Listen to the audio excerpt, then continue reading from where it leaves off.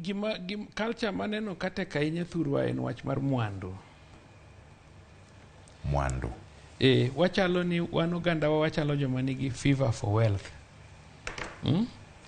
Ni ka ng'ato ja mwandu to gima ji kwongo ringo ji penjo ni ng'ani okwelo kata olamo satan. To mwandu en gima ber.